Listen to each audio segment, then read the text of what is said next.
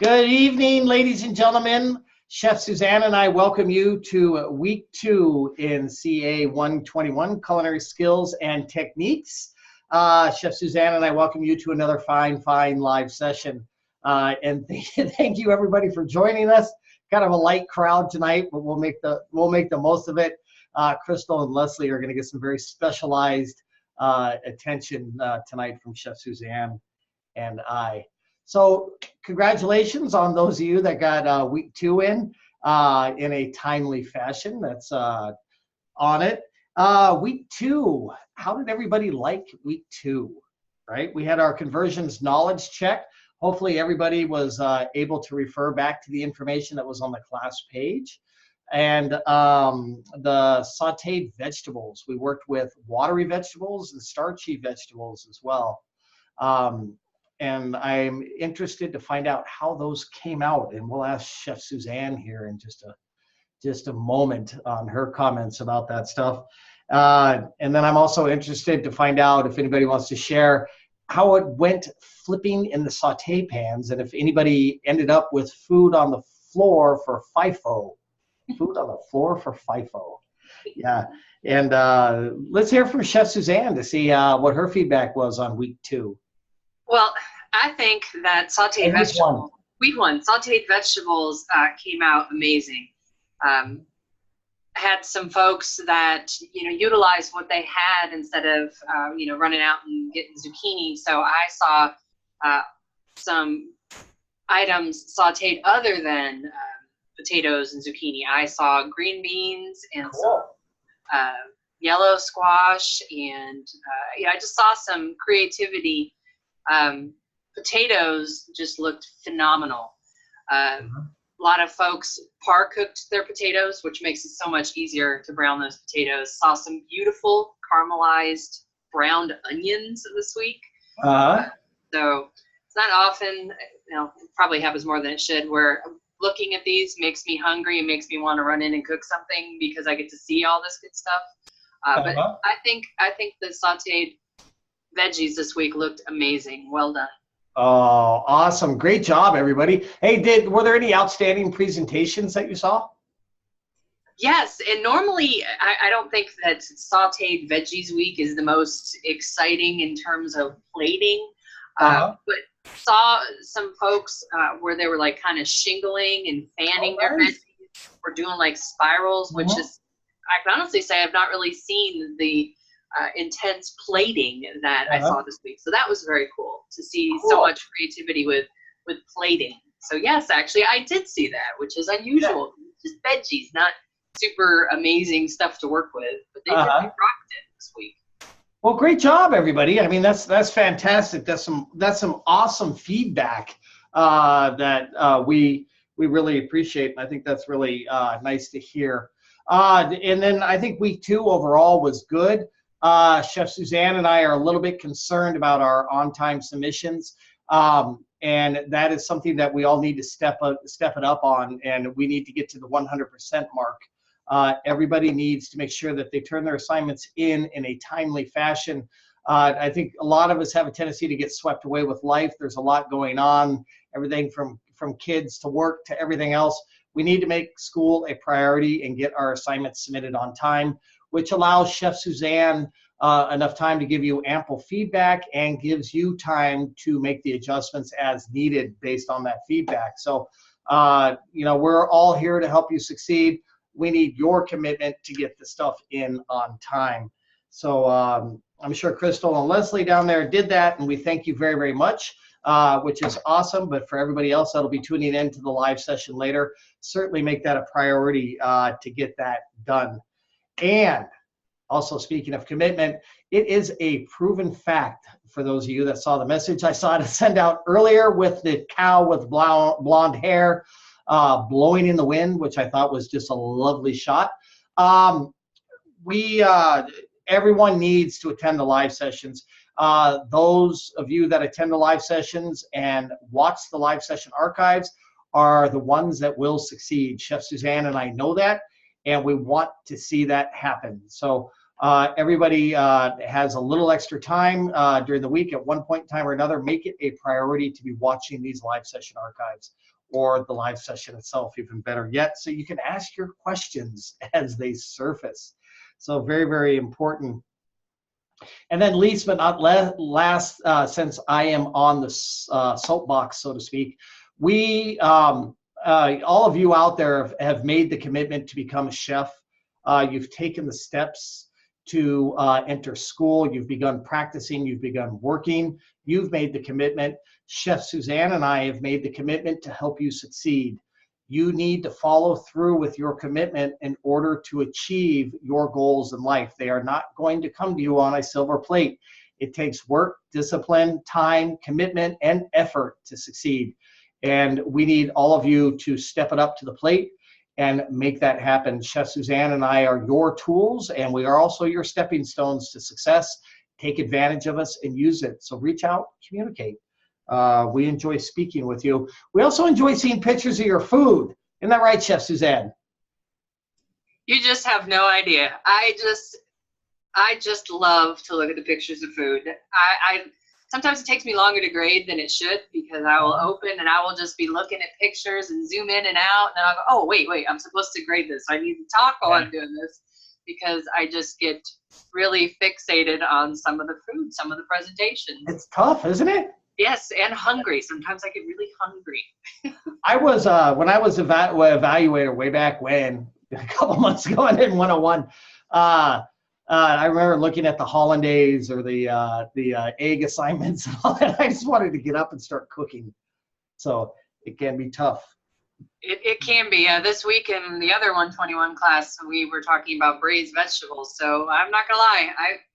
Braised vegetables for dinner tonight. I totally went in for braised veggies today. That is power awesome. Of suggestion. So I feel like whatever we're doing next week, I'm probably going to be cooking. I have to admit, I actually got up and made some of those things when I was in 101 and 102, and I actually got up and made some of the assignments to feed everybody. So all of you out there, when you make your assignments, Chef Suzanne and I oftentimes are in the background doing the same thing. Yep, it's true. It really is. Which is a great reminder that even though we've been around for a little bit, we have a little dust on our tires, we're still practicing every day as we continue to go along. So never, never take what you've learned for granted and rest upon your laurels, because that leads to a downhill path real quick. So keep practicing. You can do it. You can succeed. We want to see everybody in this class pass. So let's get off the soapbox and move on to some more entertaining information. We're going to take a look at our week 2 assignment page here to find out exactly what's going on. Hopefully everybody got to take a look at this lovely video that was produced by yours truly here in Tucson, Arizona. Chef Suzanne and I were talking about that a little bit earlier. We have a lot of vegetables, a lot of illegal narcotics, and this video that comes out of Tucson. So here it is. Make sure you watch that on a weekly basis. It's got some good hints to help you succeed and get through the week. Down here, research materials this week are going to be very, very critical. We're going to get into chicken fabrication and sauteing proteins. We're going to take a look at this video here in just a few minutes, but definitely go through your research materials. They are very applicable to your knowledge check this week. So definitely pay attention to those. And then further down on the page, this is week 1. Do not forget about this journal of skills and techniques. It's got a lot of very valuable information in there, especially in regards to this week. So once again, we are sauteing proteins. You're going to want to look at this smoke point for oils again right here one more time. And then the remainder of the weeks are also in here as well. So there's a lot of great stuff. So certainly keep your eye and refer back to that. And then scrolling down further onto our class page. Thank you everybody for showing up for the live session. Both of you. We appreciate it. Thank you. Make sure everybody watches that live session out there. very valuable information. And then we're going to get into a conversions knowledge check this week. And I will briefly share with you some simple information. In week 1, there is a helpful folder that will give you a lot of the answers. And if you think about everything in logical perspective, you'll do just fine. If it asks, for example, how many ounces are in 9 cups? You figure out how many ounces are in 1 cup, and then you multiply it times 9, and that equals 72. That's on the knowledge check this week. So it makes it real simple. Quarts. Quarts is a Latin term that refers to a quarter, right? A quarter refers to 1/4. So if somebody asks you how many quarts are in 1 gallon, it's like asking how many quarters are in $1. So there would be 4 quarts in 1 gallon, right? How many ounces in a gallon, right? 128. Very simple. 16 cups in a gallon, 2 cups in a pint, 2 pints in a quart, 4 quarts in a gallon. So if you can remember that. I know this information seems a little bit redundant. However, when you get into industry and you're doing recipes and you're enlarging them and shrinking them and scaling them, etc., this information will come in quite handy. Your knowledge check this week. It's a pretty good knowledge check. It's going to ask you questions about sauteing vegetables, sauteing proteins. It talks quite a bit about sauteing fish as well, so make sure you pay attention to that when you're going through your research materials. Up here at the top, where it says Costing Study Hall, is a must-watch video by our famous chef Janet. It explains this week's assignment, and Chef Suzanne and I will be explaining that to you as well here in a few minutes. But this is reference material for you to look at later in the week. We're going to be working on yield percentages. Those are extremely critical in our industry. You have to remember, when you buy a case of bell peppers, right, only 60% of that case is usable product. So if you pay $10 for that case of $10 for that case of red bell peppers, you're going to have to figure out where to put the other $4, the 40% that you put in the garbage. You have to be able to charge your customers for that, otherwise we lose money. So we're going to start getting into that this week a little bit. Sauteed protein with starch and veg with yield percentage is our assignment this week. And then there's a yield percentage sheet right here at the bottom that we are going to get into. So that is on the slate for this week, everyone. Any questions so far? None? No. No? You good? No. Good. Hi, Crystal. Hi. Crystal, thank you for submitting on time this week. I like the assignment. It was pretty easy. Yeah? Yeah. Which part did you like about it? I love zucchinis. So I love sauteing them. How do you say it? Sauté?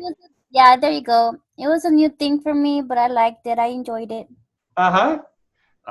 So te gusta calabaza, ¿no? Oh yeah. Ay, cómo no.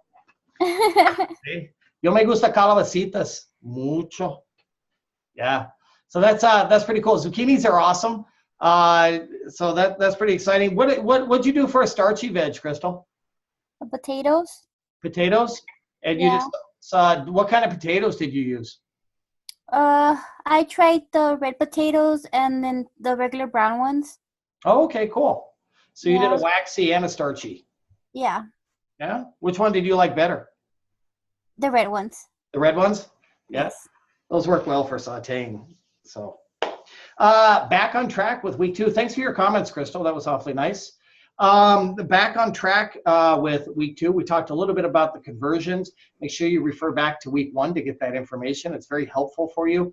And then just break it down in your mind simply, right? 8 ounces in a cup, 2 pints in a quart, right? 2 cups in a pint, 4 quarts in a gallon.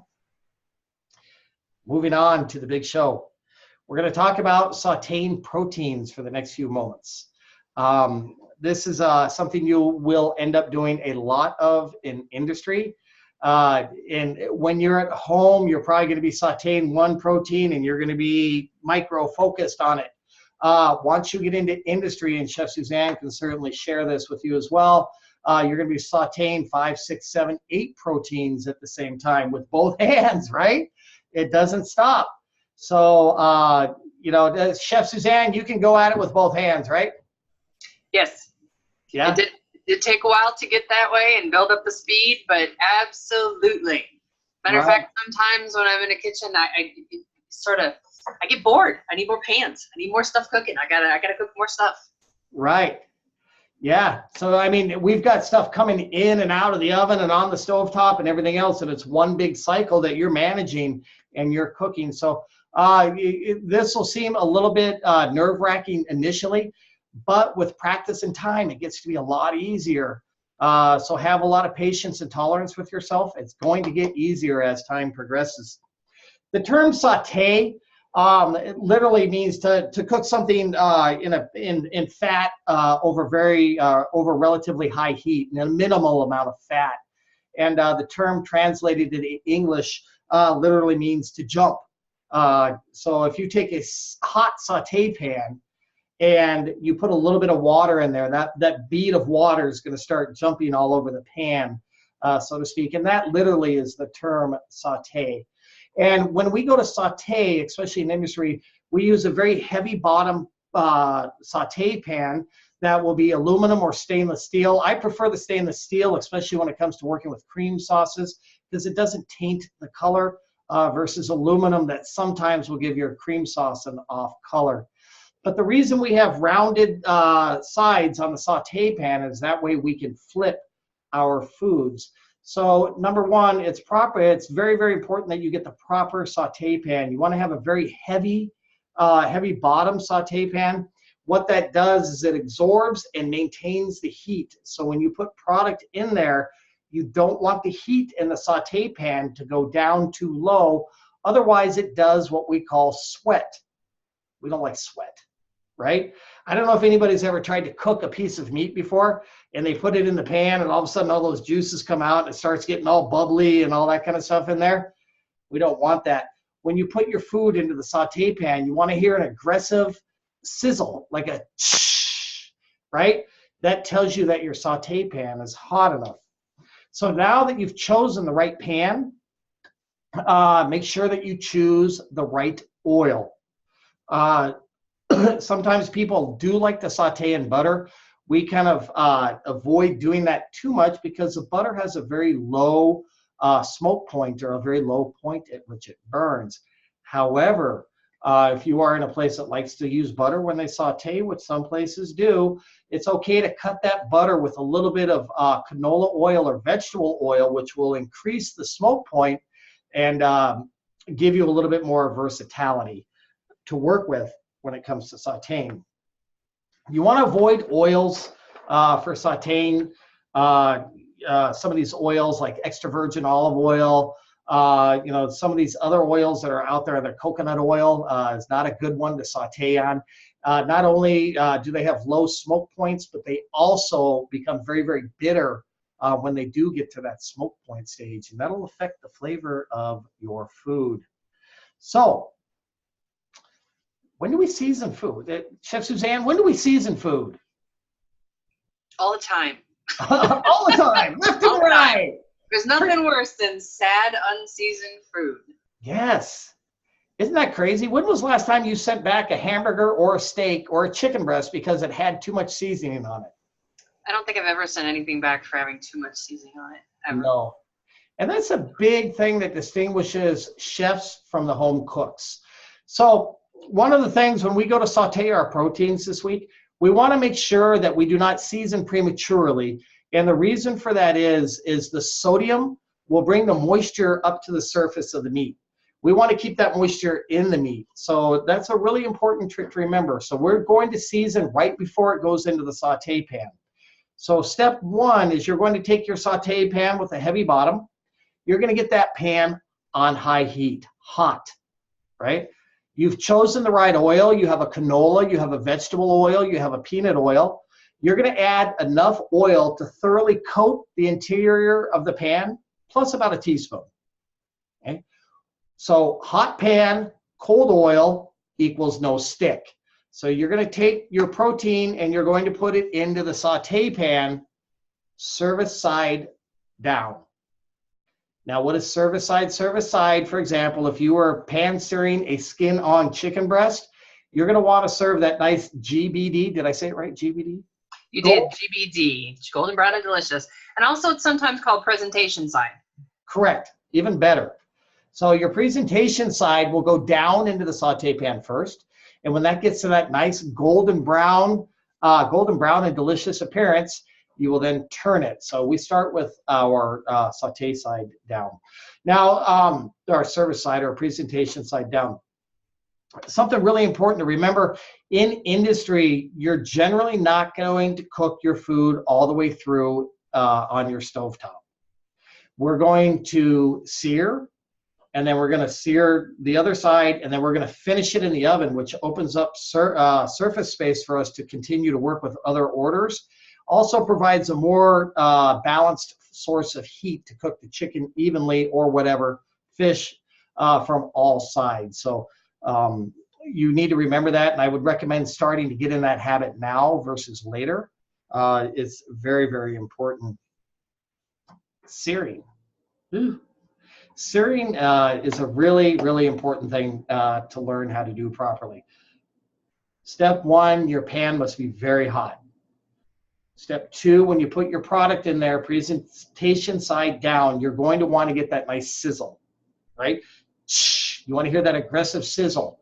I love your sizzle noise, Chef. You have perfected the sizzle noise. I hope everyone appreciates how authentic that is. That's taken years to practice. It's really good. I've heard it so many times. So you put your presentation side down, you get that aggressive sizzle going, and then what happens is you're beginning to caramelize the exterior of that meat, and you're beginning to create different flavors, which also give the meat a wonderful appearance when it is served. Think about this, I don't know if anybody's out there has ever poached a piece of meat or boiled beef or something. When you put it on a plate, it's just not the most attractive thing, right? However, what's that? Very pale. Very pale, right? Or when you sear it, you get those nice caramelized colors and that intense flavor and that beautiful appearance. And so that's primarily what it does. Searing has always kind of had this old school thought that it seals the juices in. That's not necessarily true. If you listen to your pan, you're still going to hear a little going on in there. Those are juices that are leaking out. What happens when you cook a protein, I always like to use the term pig's tail. If you think about a pig's tail when it's straight, right? If a strand of protein is straight, but when it gets hot or exposed to acid, it begins to curl, and it looks like a pig's tail. And as it curls, it shrinks that piece of meat and it excretes the moisture. And that's what's going on while you're cooking it. We want to cook at a high temperature at a very fast pace. We don't want to let that meat take its time. Proteins. When you're searing them, make sure you choose the right protein, right? Do not sear a piece of top round. It's not going to come out to a chuck steak. Not gonna work out too well. You want to make sure that you use nice tender cuts of meat, such as a chicken breast, a fillet, ribeyes, New York strip steaks. Also sear well. Be conscientious about what you're choosing. Pans. We talked about pans, right, Chef Suzanne?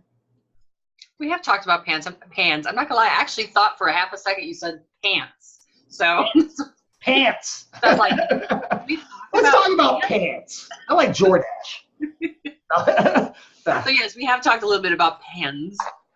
As a reminder, and I think we mentioned this last week, we want to make sure that we're not using Teflon pans for high heat saute. Teflon does give off a toxic chemical, which has been proven to give certain laboratory animals cancer in the state of California. So make sure that you avoid the Teflon pans. Something else, we just talked about sweating, right? So when you go to saute, you do not want to overcrowd your saute pan.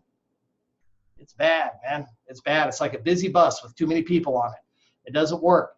So with your saute pan, you've got it hot, you've got your oil in there. You want to add your one piece of protein, service side or presentation side down, let it come back up, and then add another piece of protein. So you want to allow it to recover to get back to that, that heat, especially at your home. You're probably cooking on an electric range. For a lot of you, electric ranges do not recover the same way that gas ranges do. That's another reason we need that heavy bottom pan, which is going to maintain some of that heat. So it's very, very important. Don't worry if you have a little bit of smoke coming from the pan during the cooking process. You want to make sure that as you're caramelizing that meat, you don't get it too dark, because that darkness becomes bitter and it will affect your pan sauce, which we're going to be working on here in just a few minutes.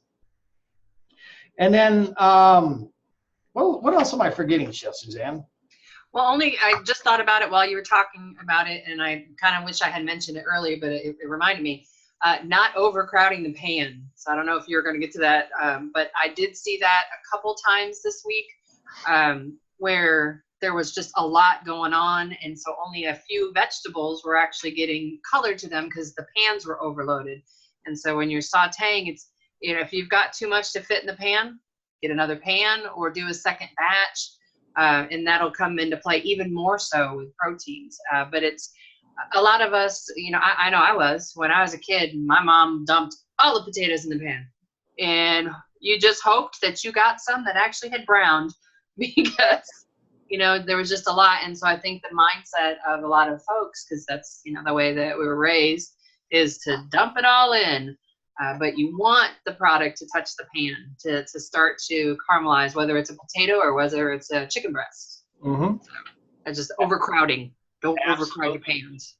Especially when it comes to proteins, because you're going to drop the temperature down in the pan and the meat's going to begin to sweat, and your electric range is not going to be able to recuperate the heat quickly enough, and you're going to end up with a dry piece of meat as a result. So make sure you do not overcrowd the pan.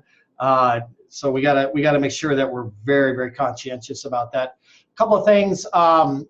Make sure that you're using your thermometer. If you're doing your chicken breast, you want to take it up to about 160 degrees in the thickest part of the chicken, which is very, very important to remember. When you say, if anybody's going to be working with fish out there this week, you don't really need to worry about this next part. But if you're working with chicken or beef or veal or pork, after it reaches your desired cooking temperature, we always recommend letting that piece of meat rest for a couple of minutes. And what that does is it allows the proteins to relax, so not as many juices will be excreted. So you'll end up with a much more tender cut of meat. I don't know how many of you have ever taken a piece of meat out of a pan, cut it, and all the juices run out. You're like, whoa, whoa, stop, stop. Let the proteins relax a little bit, and it will make a difference. So once again, fish, you really don't need to allow it to relax. It's not as high in protein. However, the beef, pork, chicken, veal, you want to let that sit for just a minute or two before you actually serve it. Pan sauce. Has anybody out there made pan sauces? Yay! We got one. Yeah. Yeah, you have, Leslie? Yeah, I like to make gravy. Okay, that works. That works. Well, we're going to talk a little bit about a method here for the next couple of minutes about making a pan sauce, which is probably one of the more common type of sauces in a little bit more upscale restaurants, because it takes a little bit more skill and ability than to say like at a Chili's or an Olive Garden would have. So we're done sauteing our protein at this point. We've taken it off the pan. First thing we're going to want to do is we want to remove the excess fat from the pan. So you're going to want to, you know, pour that into a side container, preferably not down your drain, but into a small side container to collect the additional grease. You're going to put that pan back. We're going to deglaze the pan. There's a couple of different things you can use. If you're going to deglaze the pan with a stock or a broth, you can go ahead and put it back onto your burner. Let that pan get hot, and then you can add your broth, and then you can take a wooden spoon or a metal spoon and kind of help lift all of the stuff off the bottom of the pan that we call fond or soups, one of the two of them.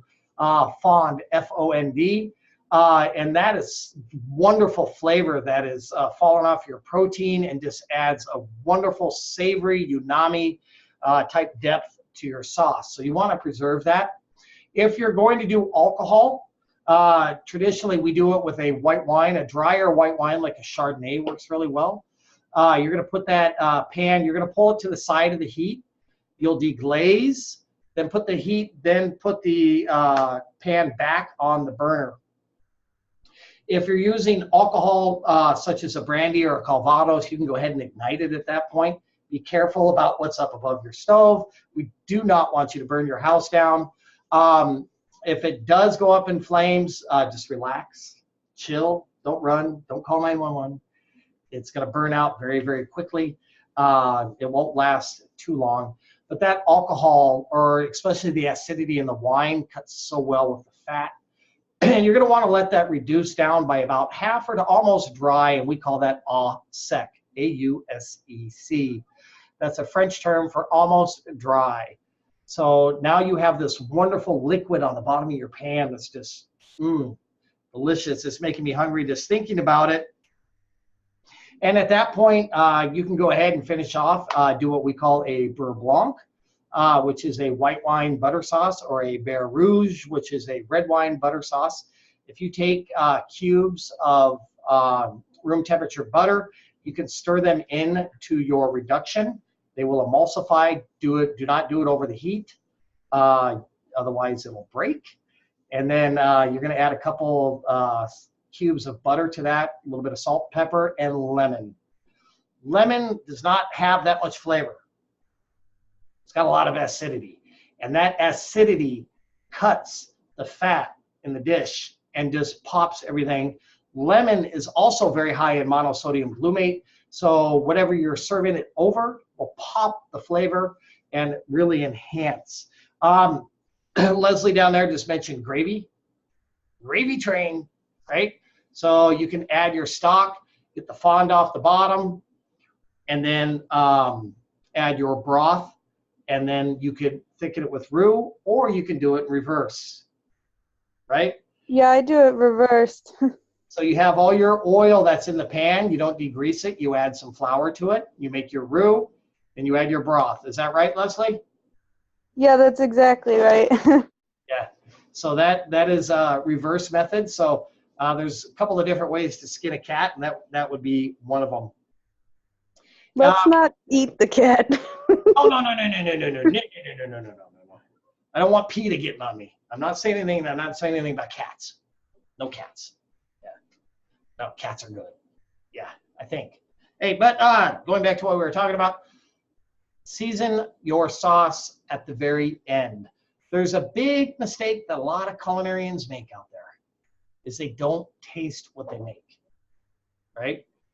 Chefs are responsible for what they serve. So at the end of the preparation of your pan sauce, you need to take what we call a tasting spoon, put it in there and taste it. Does it need more salt? Does it need more pepper? Does it need another squeeze of lemon? Could it use a little bit more butter? Balance it out on your palate.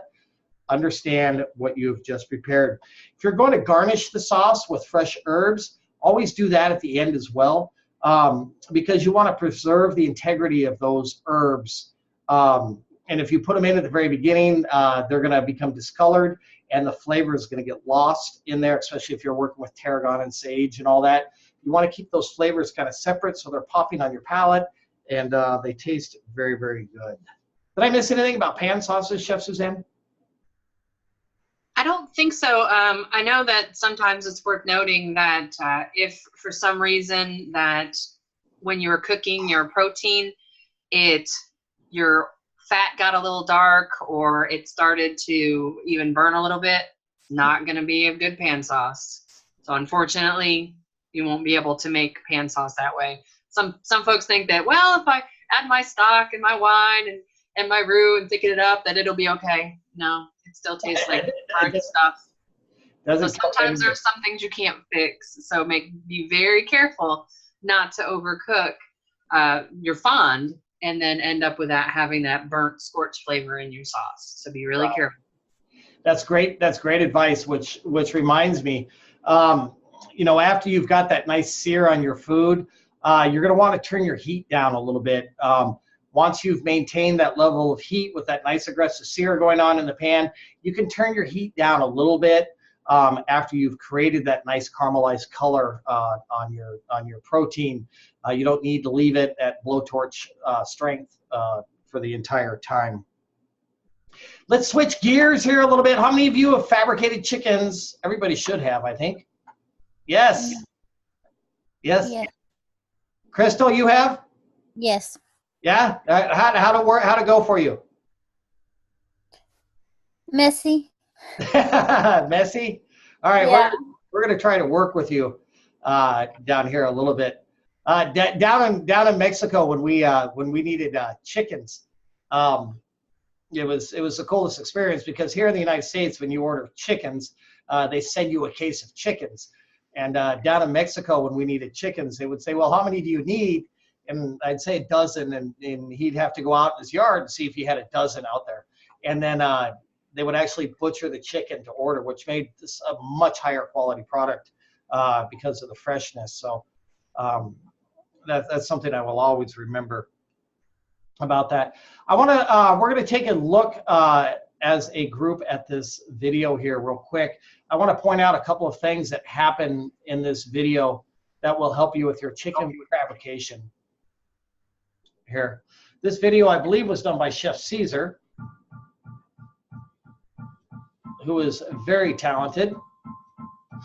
And this is exactly how we want to see it for the assignment this week.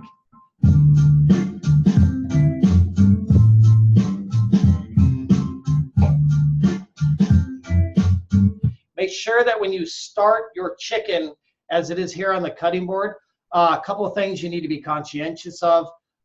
Sanitation is a big issue. Crystal just mentioned it was kind of messy when she was doing her chicken. Make sure you have your sanitation bucket, your sanitation rag nearby. There's probably going to be some juices that roll over your cutting boards here. Make sure that you don't have any raw products or children's toys laying near your cutting board, because otherwise they're going to become, potentially infected. So be conscientious about that.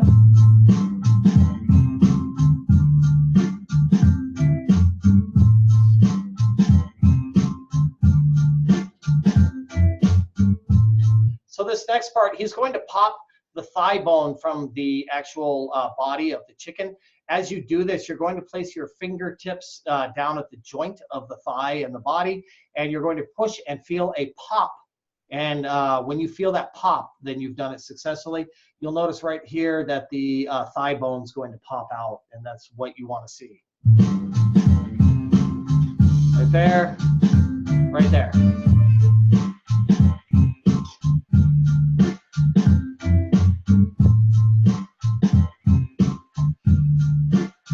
Also take a notice at the type of knife that he's using. He's using a boning knife, not a chef's knife.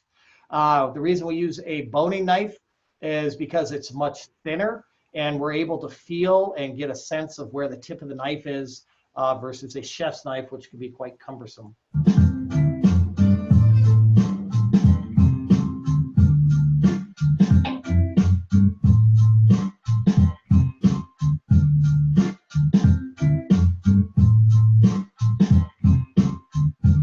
Right now he's cutting out what is called the oyster, which you're going to show this week in your assignment. The oyster is located right along the spine in the back. So make sure that you remove that gently using the tip of your boning knife. And then also, you'll also notice that he is wearing gloves. You are not required to wear gloves in the United States. In most states, you only have to wear gloves when working with RTE foods, ready-to-eat foods, and raw chicken is not a ready-to-eat food.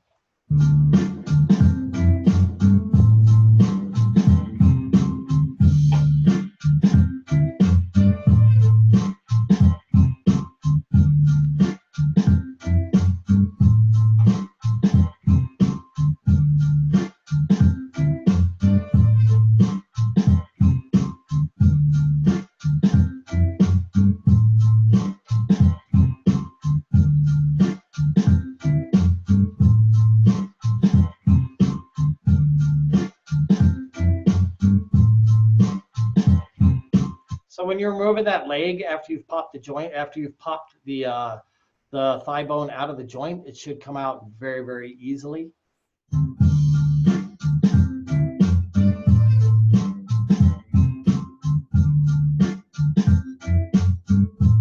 This is the wishbone that he's removing.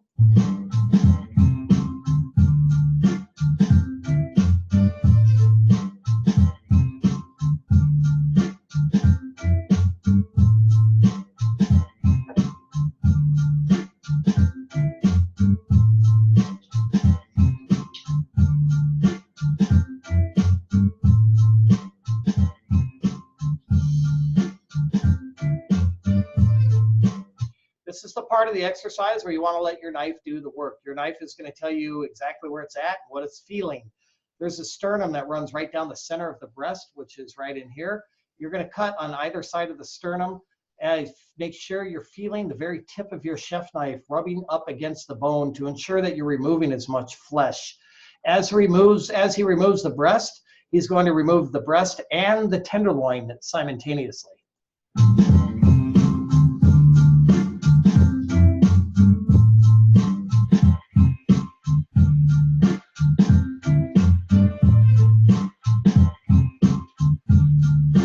You'll notice he's carving the meat away using only the tip of his knife. He's not using the entire knife blade, which is ensuring that he's getting as much meat from the carcass as possible.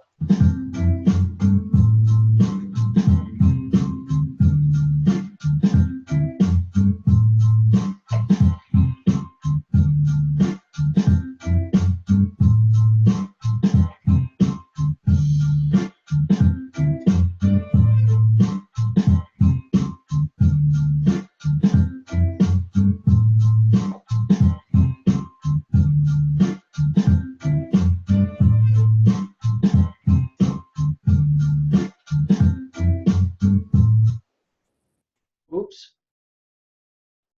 What happened? I don't know why some of the videos do that sometimes. When you get towards the very end, there's like a little white notch. Oh. And it happens sometimes when you watch. I don't know why it does that. Well, I think we saw, for the most part, we got through the majority of the things. I don't know, maybe that's where we're supposed to put in a like an announcement or something, like an advertisement. Maybe. Yeah, it could be. Crystal, is that how you did your chicken? Yeah, pretty much. Uh-huh.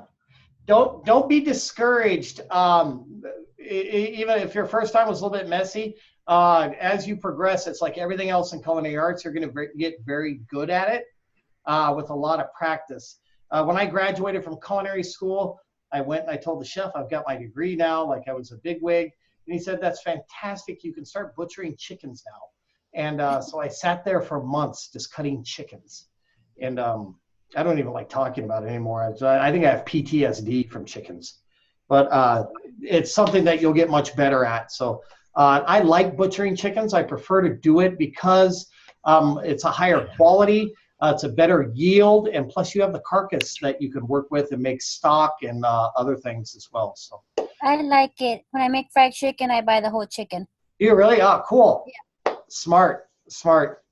It's cheaper. Yeah. It's a lot less expensive. You also get the stock. You get all the meat, which you can use right off the chicken.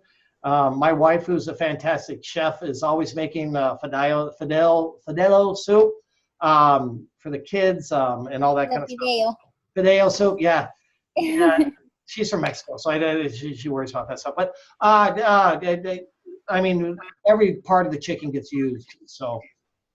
Yeah, the first time I took out the wishbone, the chicken actually slipped off, and I kind of like, where I yanked the wishbone, the whole chicken went toward, like, flying behind my head. Oh no! So, it was messy. It took me a while to get it.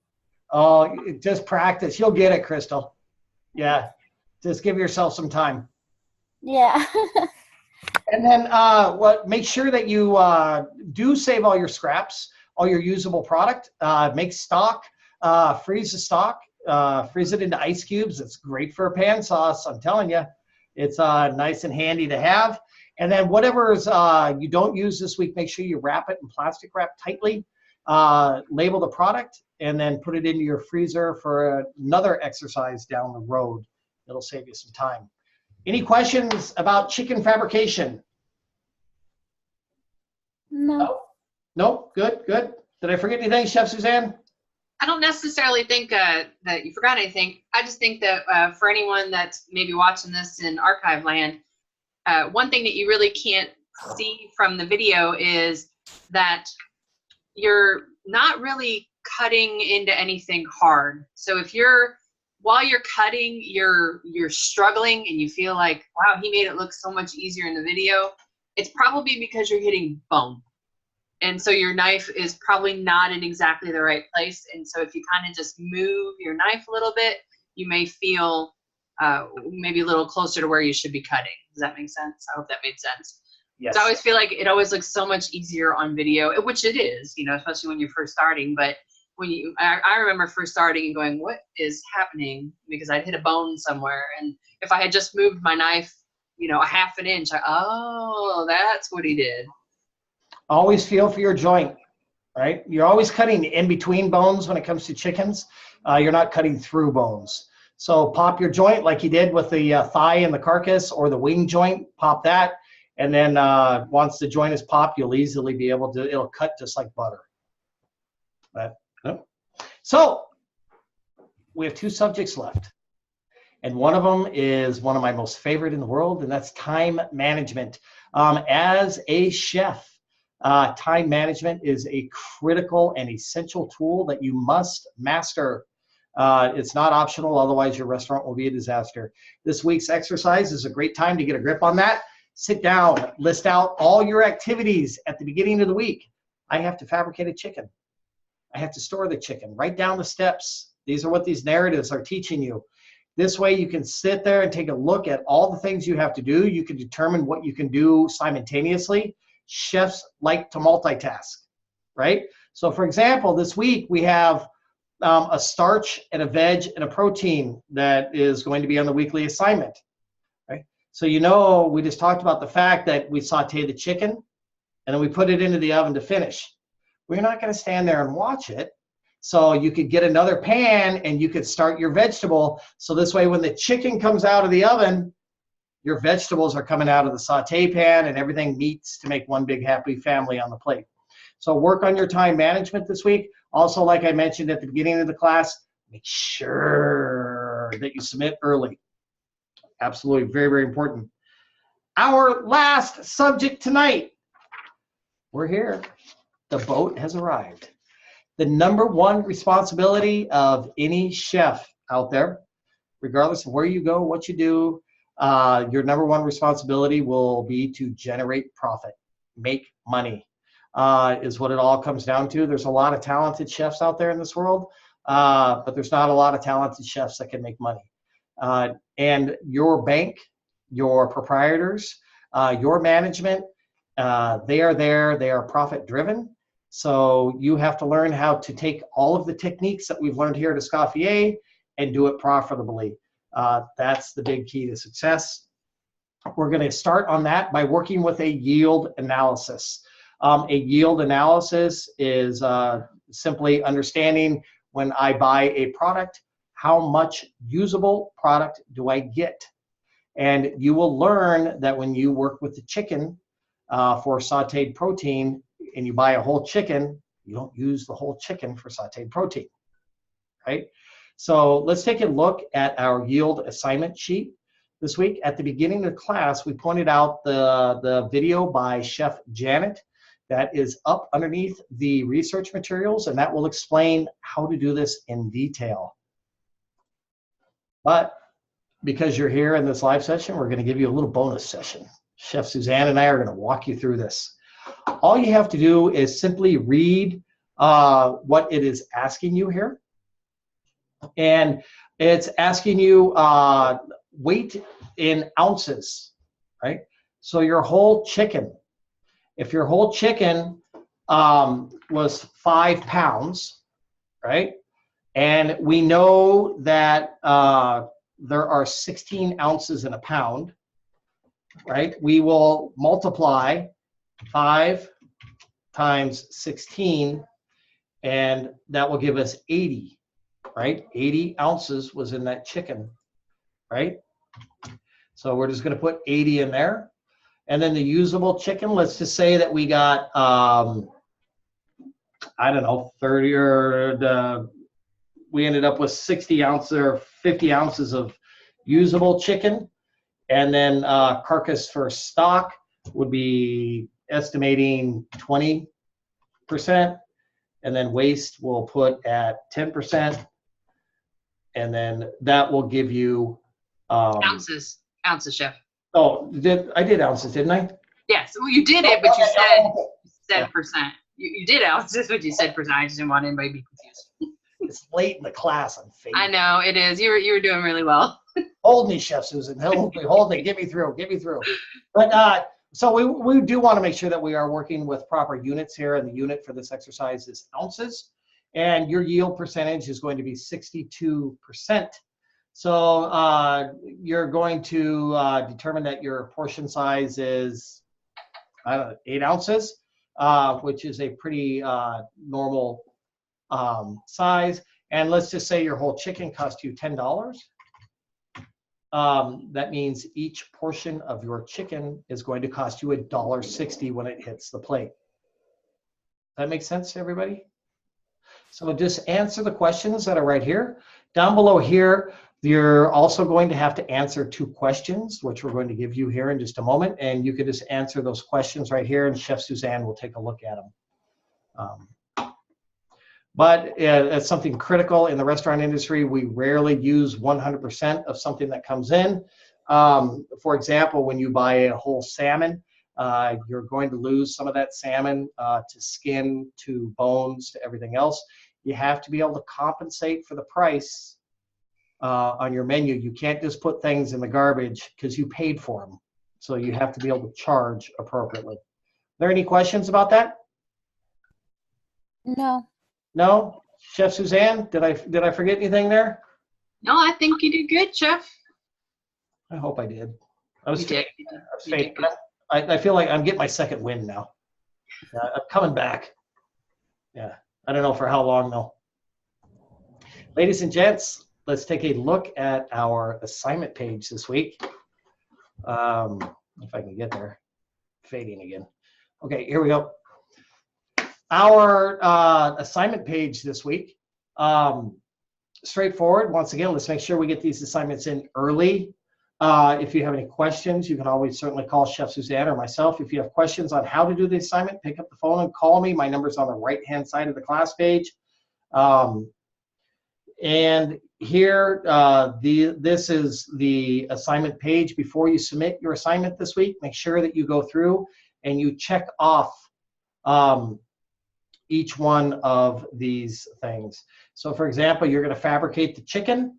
You've got the legs, the thighs with the oysters attached. That's what we watched in that video right there.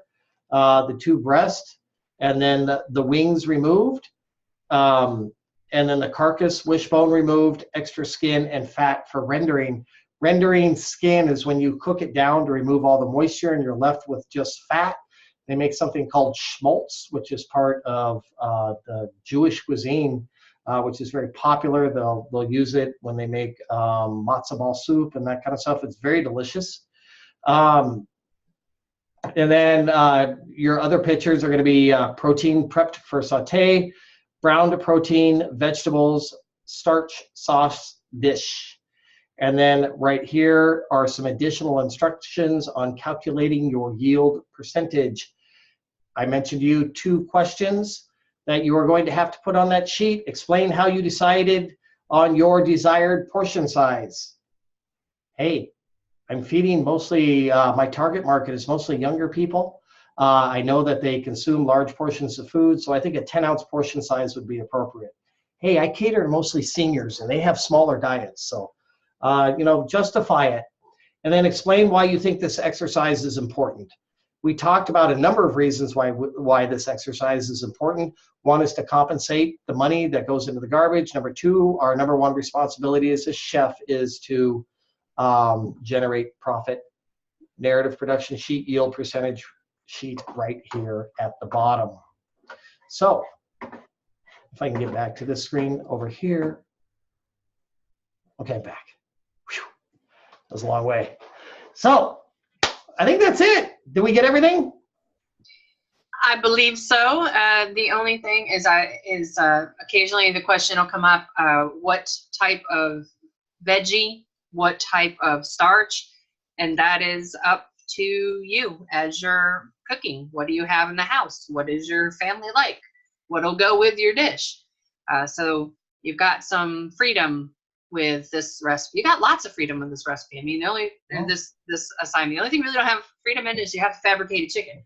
But what you do with it, as long as you're meeting the requirements for the class and that you're, browning it to your protein, and then you're making your sauce, and so you got lots of freedom on this one.